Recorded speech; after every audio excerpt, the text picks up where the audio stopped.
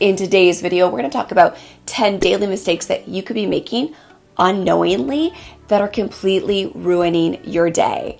Hi everyone, if you're new here, my name is Jessica, and here on my channel, we focus on all things mom and homemaker life. So whether that's cooking, cleaning, or organizing, finding effective and efficient ways to take care of our family, but everything we do in my space does have a bit of a healthy twist, as I'm a holistic nutritionist and a nutritional practitioner. So if that sounds like something that you might be interested in, I would love it if you would take 2 seconds, 1, 2, literally, open up the description box down below and hit the big red subscribe button. That way you don't miss a single video. All right, let's jump into these tips. I know some of them you've heard, but many of them I think you'll be surprised with. So let's just jump in with the one that I know you always hear, but you may not practice, and that is hitting the snooze button. Now, I am not innately a morning person, and last week I actually posted my 4:30 in the morning routine. I will link that for you in the cards up here. If you would have asked me 5-6 years ago if I could wake up at 4:30 in the morning other than to catch a flight, I would have told you hell no. But the fact that this is something that I do and that I actually love and yearn for that time is crazy. So part of that involves this first tip, and that is hitting the snooze button. I was the worst offender through college, through my teenage years, even through my 20s at hitting the snooze button. I would just hit it for over and over again for upwards of an hour. And it is one of the worst ways that you can start your day.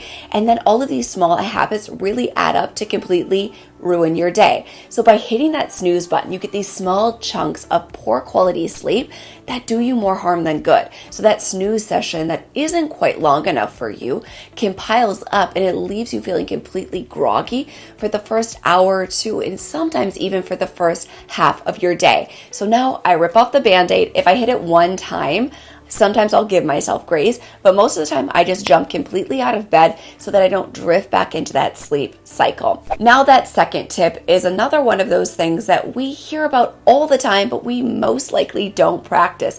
And that is checking your phone immediately when you wake up. So I put my phone on airplane mode, turn off the Wi-Fi, turn off the Bluetooth overnight. And then when I wake up in the morning, I immediately take my basal body temperature, go to the bathroom, head downstairs, drink some water, grab my coffee, and do some breath work.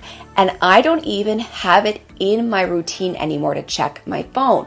So when you wake up and immediately check your phone, you're constantly being bombarded with new messages, emails, to-dos, things that stimulate and often create this feeling of stress and anxiety. So if you avoid starting your day this way, feeling rushed and stressed and anxious by checking your phone, you will feel so much better.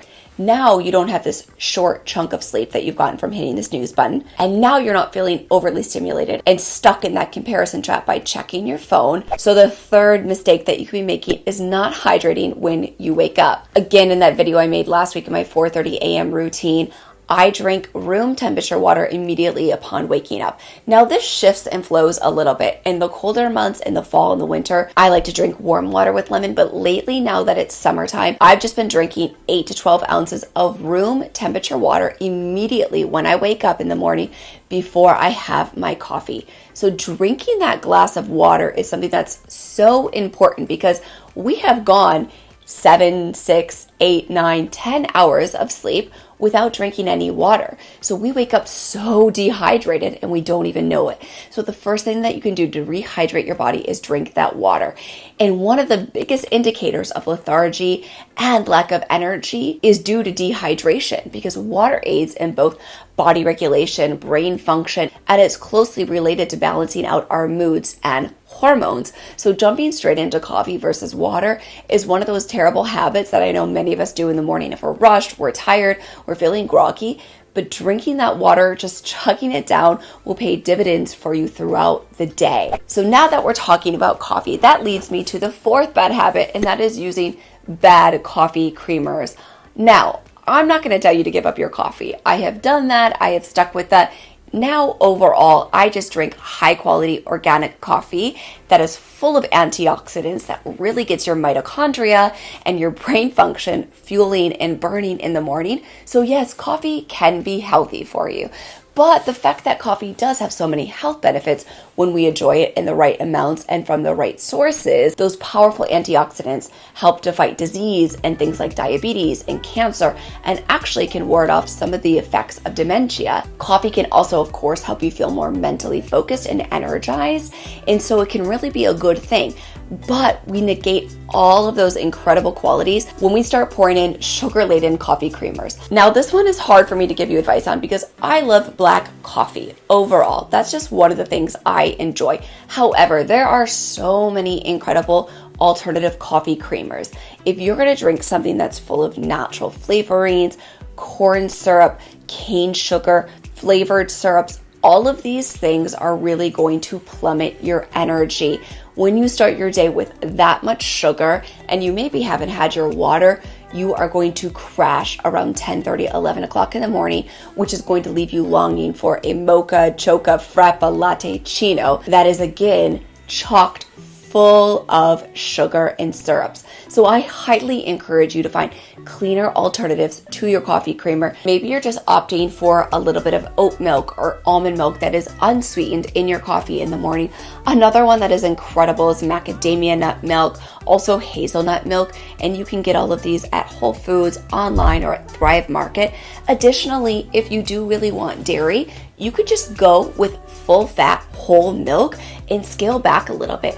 Organic grass-fed milk is actually a great source of nutrition. So if it's something that you long for and you want that dairy, additionally, you can make a bulletproof coffee that has your MCT oil, your coconut oil, and a little bit of grass-fed butter.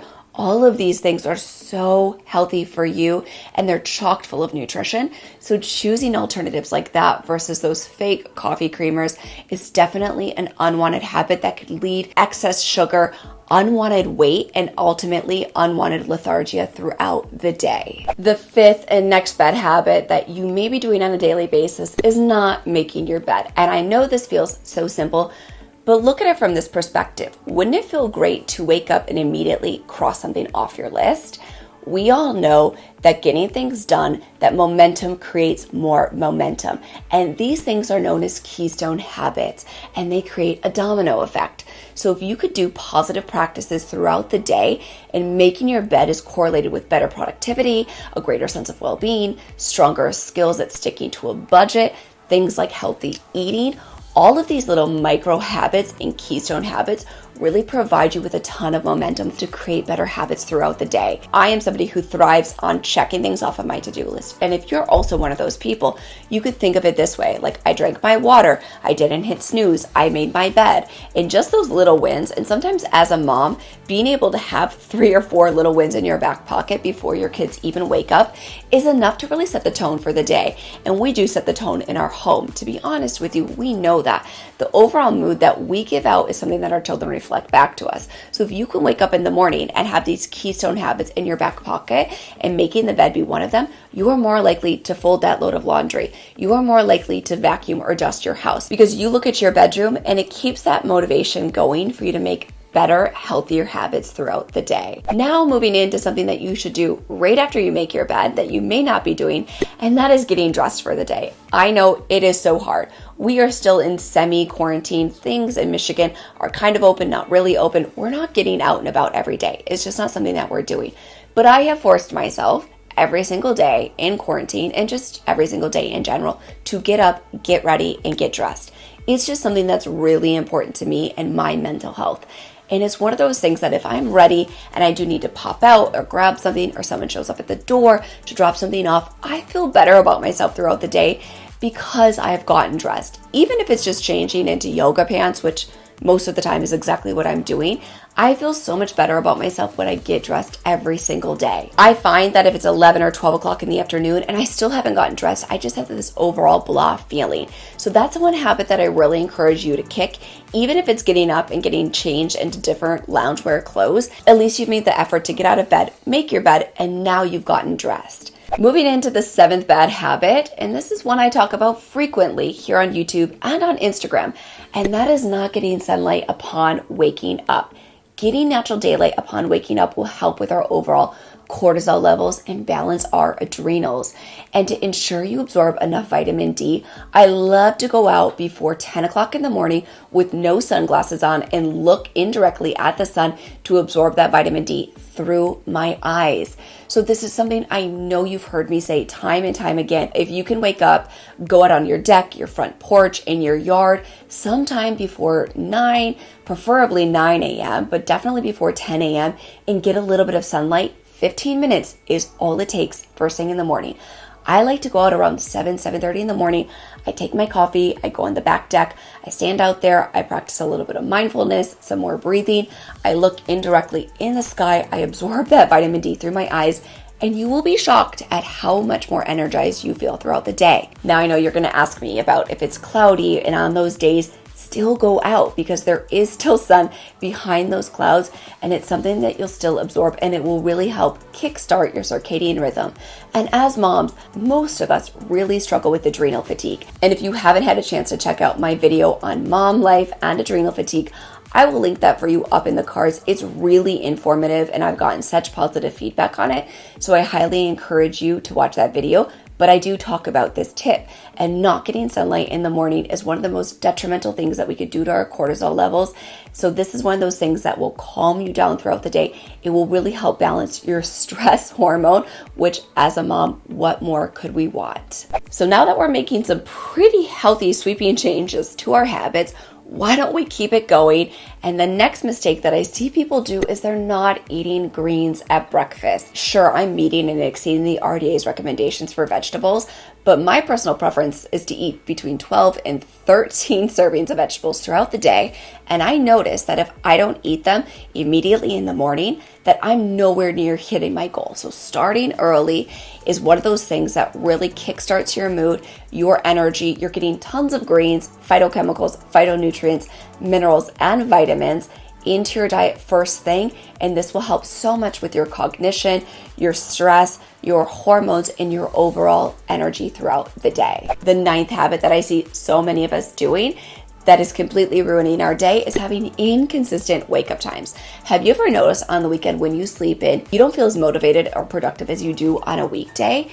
And that's because our body, the circadian rhythm that we talked about a couple times in this video, is used to having a schedule. And so if we have these inconsistent wake-up times, our body goes into those deeper sleep states on the weekend. Maybe you're waking up at 8 o'clock in the morning instead of that 6:30 in the morning. That dramatically affects our overall circadian rhythm throughout the day. So keeping consistent wake-up times in the morning is really important for our body's overall sleep cycle and wake cycle. So similarly to having inconsistent wake-up times, having inconsistent bedtimes.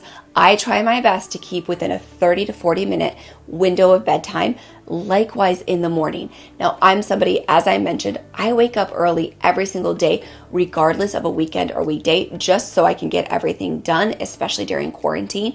But with that, it has really forced me to keep my bedtime in a similar window. So setting these consistent wake-up times will actually leave you feeling with more energy than hitting the snooze or getting that extra hour and a half of sleep on a Saturday or Sunday. Moving into the 10th bad habit that can completely ruin your day, and this is something I do frequently, that is putting too many to-dos on your list and not being realistic with your time. If you haven't seen my video on 7 tips and things that organized people do every single day, I will link that for you right up here in the cards. I talk a lot about this. I am the worst offender of this, and it's something I have to work on daily. But not being realistic with your time will just leave you feeling stressed, unmotivated, and overwhelmed. I've talked about my schedule and how I plan my time in my to-do list, but since having kids and especially being at home with them right now, I've had to become crazy realistic with what I can get done in my block schedule. So setting these to-dos and having too many of them on your list will leave you feeling overwhelmed and unaccomplished. Remember what I said about making the bed and having those keystone habits and easy things to check off. So those activities stimulate the brain to be more productive. So if you say you're going to clean your entire house, it's probably not viable with your schedule. It's going to leave you feeling unmotivated and unwanting to even start. Whereas if you say, I'm going to dust my bedroom, you are more likely to continue to dust your kids' bedrooms, your guest rooms, maybe downstairs, maybe your kitchen. Having just those little things to do and being realistic with your time will leave you feeling more motivated and thus more productive. I want to thank you all so much for watching today's video, and if you liked it, you can let me know by giving it a big thumbs up, and then let me know in the comment section down below, what are some bad habits that you're trying to kick? I would love to hear them because I'm always trying to kick any bad habits that I still have remaining in my schedule and in my day-to-day routine, which there are plenty of them. And also I want to know from you, out of all of these tips that I shared with you, what was your favorite and what is one that you're really hoping to work on? And then if you like this sort of content, the subscribe button is right over here now. Be sure to give that a click. That way you don't miss a single video. And I hope to see you back here next Thursday.